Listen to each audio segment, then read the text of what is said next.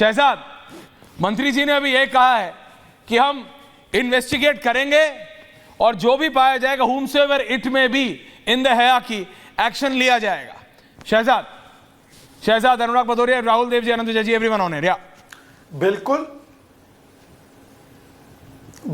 ऐश्वर्या देखिए, हमारा मकसद हमेशा से रहा है कि विद्यार्थियों के भविष्य को जिस प्रकार से उसको संरक्षित करना है, सुरक्षित रखना है।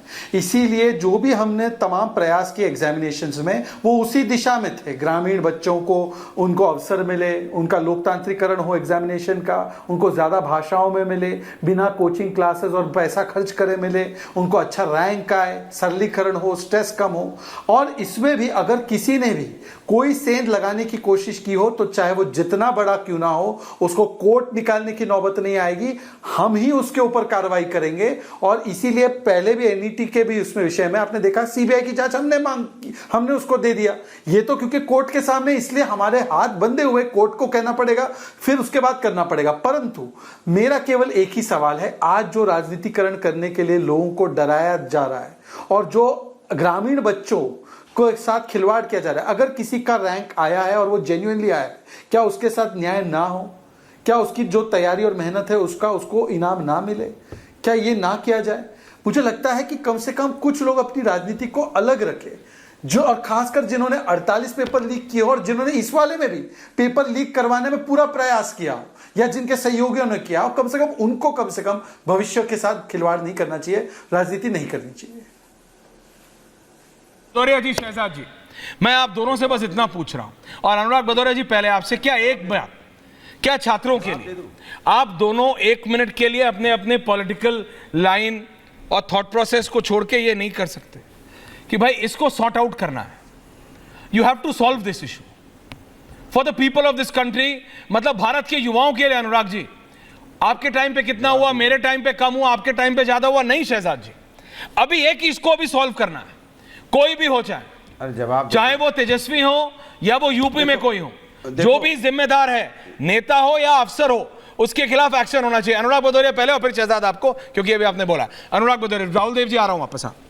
देखिए, मेरा तो सीधा सरकार से, अगर आपको न्याय देना है, बच्चों के भविष्य को सुधारना है, तो जो नीट के पेपर में जो बच्चों ने साल भर तैयारी की, जो गरीब घर से आते हैं या जो नेट का दे रहे थे, या जो बच्चों ने एग्ज़ाम देते हैं, पर्चा लीक हो जाता है, उसका पूरा 1 साल का फाइनेंशियल जो उसका खर्चा होता है, वो तो माननीय सर्वोच्च न्यायालय की उसकी ज़रूरत नहीं है ना।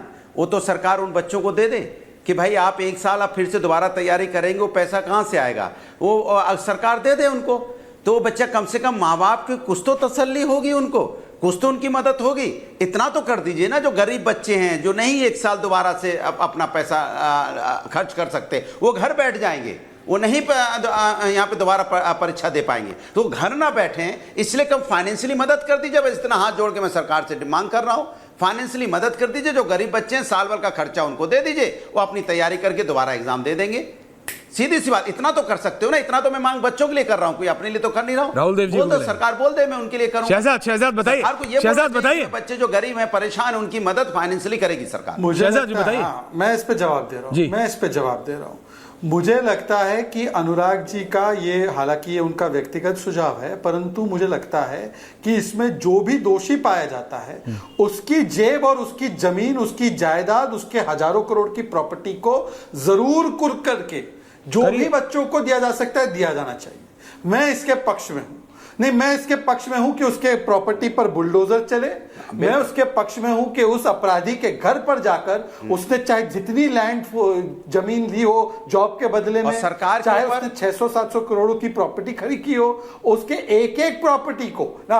अनुराग को क्या दिक्कत है? राजनीति से बात नहीं आओगे। मैं पूछ रहा हूं, सरकार की कोई जिम्मेदारी नहीं है। सरकार आपकी है, आपकी सरकार का पर्चा लीक हुआ, मैंने किसी का नाम नहीं लिया ऐश्वर्या। मैंने बोला अपराधी पैसा दे, तो ये अपराधी के पक्ष में बोलने लग गए। ये अपराधी के पक्ष में बोलने लग गए। जो भी हो ऐश्वर्या, ये आपकी डिबेट का फंडामेंटल टाइम है। सरकार अपराधी के पक्ष में बोली समाजवादी। कुछ पता नहीं, देश देख रहा है, देश देख रहा है। आप दोनों प्लीज शांत, प्लीज शांत, उछालने के लिए आए हो, प्लीज शांत, बॉल उछालने के लिए आए हो क्या? भाई देश देख रहा है। अनुराग भदौरिया, शहजाद जी, देश देख रहा है। शांति से। राहुल देव जी जी को भी रखिए, आनंद जी को रखिए, ऋषि जी को रखिए, जो भी हो, ये क्यों बॉल उछाल अनुराग रहे जी हैं? कोई बॉल नहीं उछाल क्या गलत था? रहा, लेकिन जो जिम्मेदार है उसको छोड़ना नहीं चाहिए। राहुल देव जी, आप शहजाद आपने अपना बात रखी, अनुराग भदौरिया ने अपनी बात रखी, जनता को डिसाइड करने दीजिए। राहुल देव जी, आपने सुना धर्मेंद्र प्रधान जी को, आपने मंत्री को सुना, मंत्री कह रहे हैं we are ready to act, but after proper investigation, पूरी इन्वेस्टिगेशन हो जाए फिर मैं एक्ट करूंगा। अनुराग भदौरिया जी, राहुल देव जी से पूछ रहा हूं यार, मैं इन आदमी का क्या करूं? जनता को बताइए, मैं क्या करूं? राहुल देव जी, अरे बताइए विदेश के, अरे भाई राहुल देव जी से पूछ रहा हूं। अनुराग भदौरिया जी, हद ही कर दिया आपने तो यार। अनुराग भैया, नहीं बीजेपी से पूछिए, राहुल देव जी क्या बताएंगे? अरे यार आप थोड़ी डिसाइड करोगे वो क्या बताएंगे नहीं बताएंगे। उसका कराने का मालिक रिलैक्स, कि नहीं, क्या बताइए आप? अनुराग Bhadauria fair down, Rahul Dev ji fair up, ऊपर रखिए। राहुल देव जी बोलिए सर। भाई ऐश्वर्य, पहले तो मैं अनुराग से माफ़ी मांगते हुए ये आपको सुझाव देना चाहता हूं कि एक सीमा के बाद आप लोगों का माइक बंद करिए, क्योंकि ये बाकी सब लोगों के साथ अन्याय सर मैं जब होगा। कर सर आप भी रहे, मैं जब कर देता हूं ना सर, तो ये ट्विटर और फेसबुक पे डाल के देखो माइक कर दिया बंद, माइक कर दिया बंद, ये सब कर देते हैं खेल तमाशा कि हमारे साथ गलत हो गया। नहीं, सब देख रहे हैं और अनुराग सुन रहे होंगे कि मैं ये कह रहा हूं, मैं ये सिफारिश कर रहा हूं। अनुराग, थोड़ा दूसरों को भी मौका दीजिए, केवल आप ही अकेले नहीं है सारे ज्ञान के स्वामी। कर रहा हूं। एक बात यह कि मैं आशा करता हूं कि धर्मेंद्र प्रधान जी, शिक्षा मंत्री, पूरी ईमानदारी से अपनी बात कह रहे हैं, गंभीरता से बात कह रहे हैं और उन्होंने जो कहा है उस पर सरकार गंभीरता से अमल करेगी, इस पर संदेह का कोई कारण मुझे नहीं है। एक बात सिर्फ ये है कि इससे एक चीज़ हमें पता चलती है कि जितनी सरकारी एजेंसियां थीं और जो जांच एजेंसियां भी थीं, वो इतने वर्षों से चल रहे इस धांधले को, इन घोटालों को रोकने में, उनकी प्रक्रिया को समझने में और उन लूपहोल्स को प्लग करने में नाकाम रही है। इतना हमें स्वीकार करना चाहिए। ये राज्य सरकारों से भी हुआ है और ये केंद्र से भी हुआ है, पहली बात। दूसरी बात, अभी हमने देखा जैसे उत्तर प्रदेश के कांस्टेबल भर्ती वाले मामले में जो हुआ, बहुत जो ज़रूरी प्रक्रियाएं हैं उनको कृपया आउटसोर्स मत कीजिए। सरकारों को अपनी जिम्मेदारी से बचना बंद करना चाहिए। आउटसोर्सिंग की ज़रूरत कुछ जगह हो सकती है, शिक्षा और स्वास्थ्य जैसे मामले में ये प्रयोग मत करिए, क्योंकि इसकी कीमत जनता चुकाती है और देश का भविष्य चुकाता है। तीसरी बात कि हमें अपनी पूरी शिक्षा व्यवस्था की एक बार बहुत गहराई से समीक्षा करनी पड़ेगी। जहाँ जहाँ ये गैप्स हैं उनको निर्ममता से सामने लाकर उनको भरना पड़ेगा और इसमें केंद्र और राज्य दोनों सरकारों की बराबर की भूमिका होगी, क्योंकि शिक्षा राज्यों का मसला है, ये हम जानते हैं। मुझे अभी यही कहना है, ये बहुत बहुत बड़ा मामला है। इसमें अगर सब अपनी अपनी, हम देख रहे हैं कि इस बहस में भी सब लोग अपनी राजनीति करने से चूक नहीं रहे हैं। आप यहीं से उदाहरण पेश करिए, आप उसको, राजनीति को छोड़कर सहमत होइए कुछ बुनियादी बातों पे। और मैं अनुराग के इस बात का समर्थन करना चाहता हूँ।